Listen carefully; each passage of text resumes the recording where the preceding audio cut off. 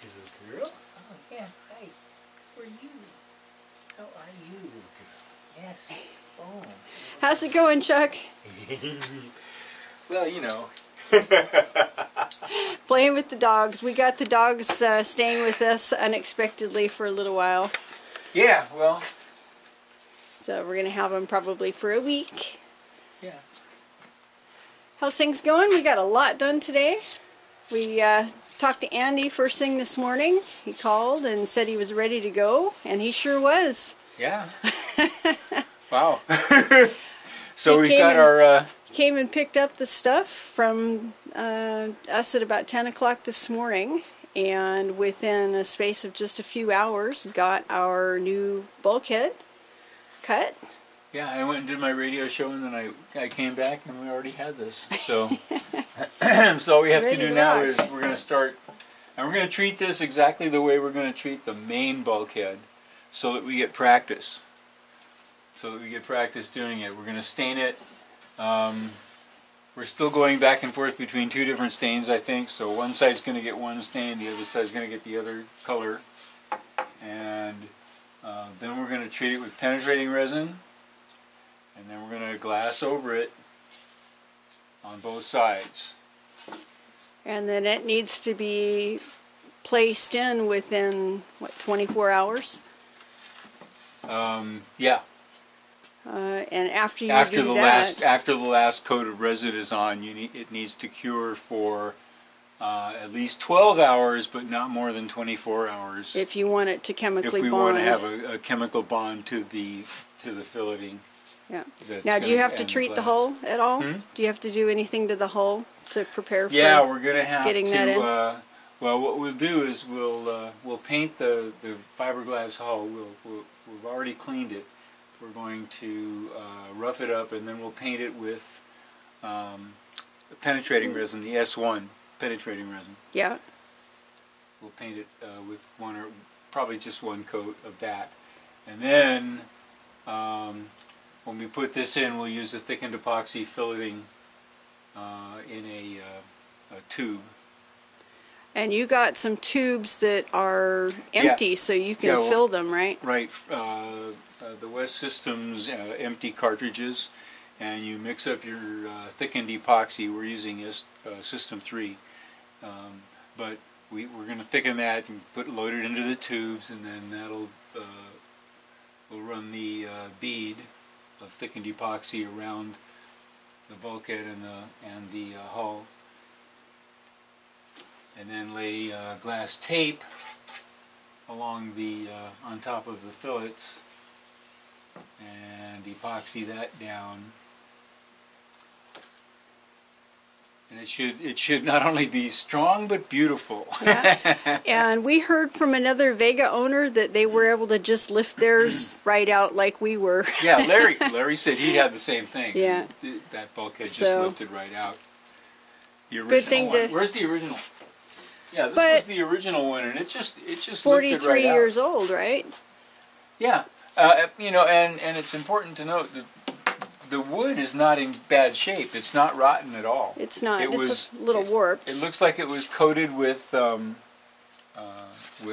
polyester resin at the time, back then. And then you can see the fiberglass tabbing that they taped it in with fiberglass on both sides. But, you know, for whatever reason, maybe they didn't get the blush or the wax off the inside of the hull, and it didn't stick real good. So, well, it didn't stick to the hull really well. It stuck plenty well enough to the wood. You ground the tabs off of the wood. Well, this part was attached really well. Right. Yeah, I mean, that's still there. It's the part that attached to the hull that came completely off. But I think what happened, and the board is warped, so it's obvious the tank has been applying pressure. So after all those years of being pounded on, and warping the board, it just came apart. This new one is going to be, you can see the difference in the thickness.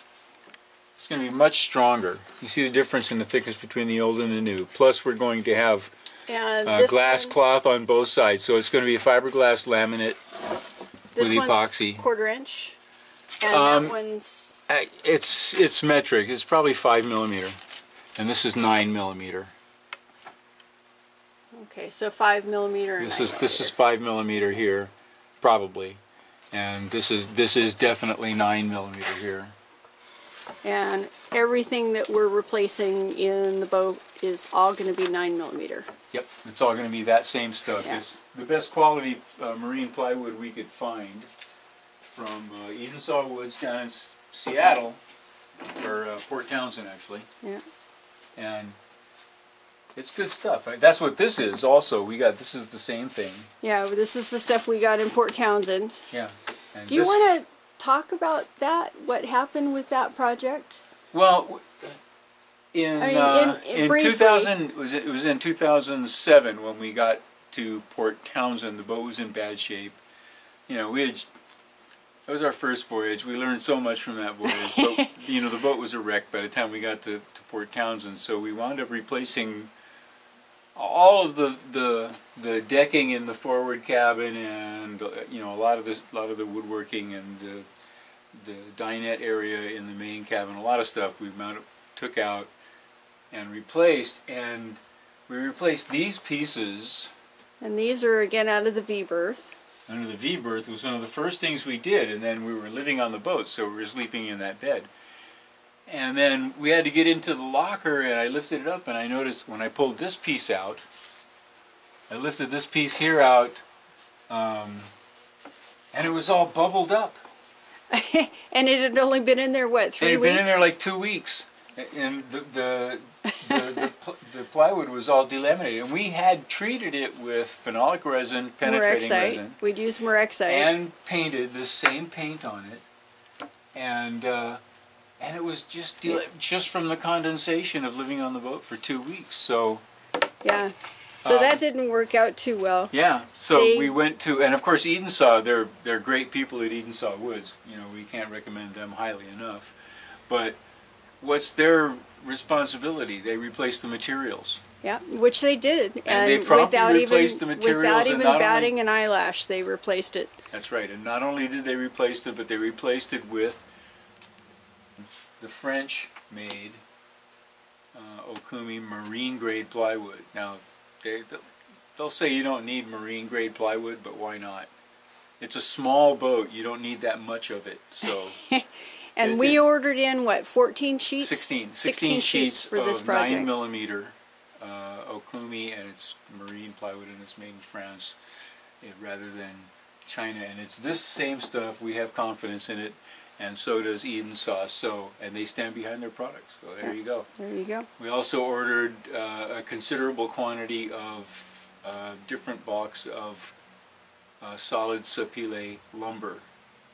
And Andy said when I got to the shop today, he had brought that stuff down to the shop from Chris's, and he says, "Oh, you guys are going to have plenty of wood. I think we're going to have." I'd rather have plenty than not have enough.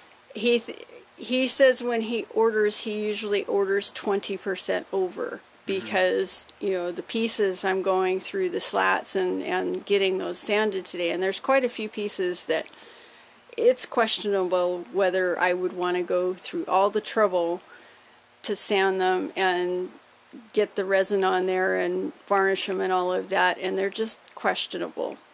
So we have, what, 80 pieces of those?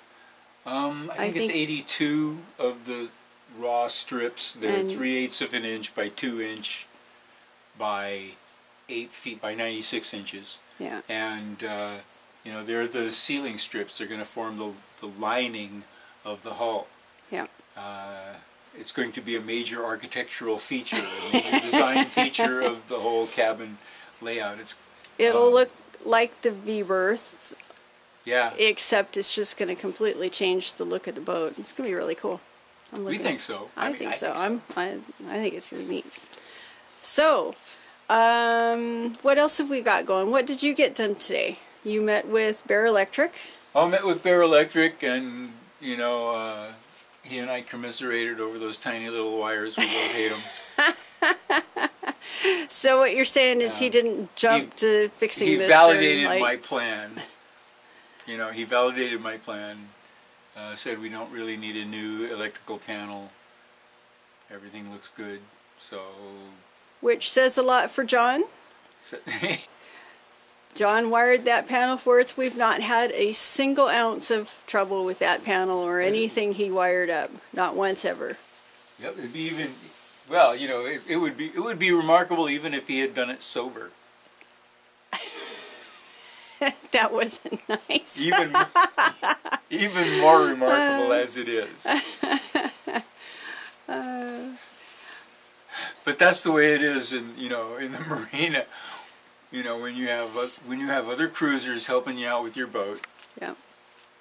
Sometimes that's just the way it is. It's always worked out well for us. Yes, it has. We've always had very good luck with the people we've asked to help us.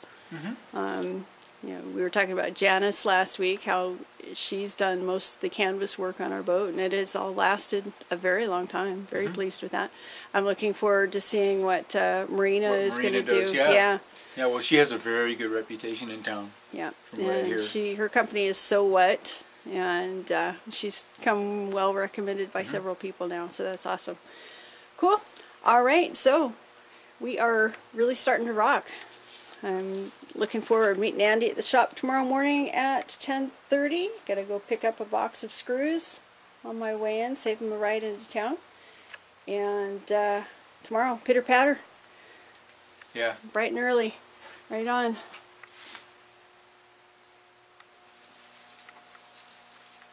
Alright, here we go. Here we go. Are you sure about this, Chuck? Oh yeah. Can't go wrong. I'm going to spread this on. This is red oak number 215. Is it 215? Is that what it is? Yeah, 215. Minwax number 215 red oak stain. And we left that on for 15 minutes. It's going to be on, yeah, we're going to leave it on for 15 minutes. I'm going to put it on nice and thick. Leave it on for 15 minutes. That turned out really pretty. Yeah. Well, we're going to flip it over and stain the other side a different color. And the other color being? Well, what was the... This was the red oak 215. Red mahogany 225 was a darker one. And then but we liked this one because it was a little redder. It was chestnut, which was much less red. Yeah. You know what? I think we should just go with this one, because as soon as I walked in, I went, ooh, ah. Yeah. And I'm good with that. That is absolutely gorgeous. Off all the excess there. Yeah, it really makes that okumi pop, doesn't it? We might have to sand, because there's the imperfections that are showing there a little bit. Oh, well, like right there. Yeah, but I don't think we have to bother with this. But look at this. Isn't this nice? Yeah. I mean, we were talking about just painting this piece after we're all done with this anyway, so. Yeah, I know. Right. No, well, it's going to get the same treatment as we were going to do to the main bulkhead. Yeah. In other words, this piece is going to get treated with penetrating resin, followed by 6-ounce glass cloth and laminating resin, followed by 4-ounce glass cloth and laminating resin. And both sides are going to get that treatment. And that's going to give us, with we hope, a very deep, glassy finish that will then be treated, not on this one. On the main bulkhead, we're going to take that shine off with a satin finish polyurethane varnish. Yeah. And the reason why we're going with the System 3 over the West Systems is that it dries clear rather than the West Systems. No blush. Has that little yellow tinge to it. Yeah, no blush, no sanding required. Cures down to 35 degrees, which turns out is not going to be a problem for us. So far, keep your fingers crossed. Well, it's you know, February 29th. Don't jinx this now. What? Don't jinx this now. I don't think the temperature is going to be a problem from here on in. All right. Excellent. Coming along nicely.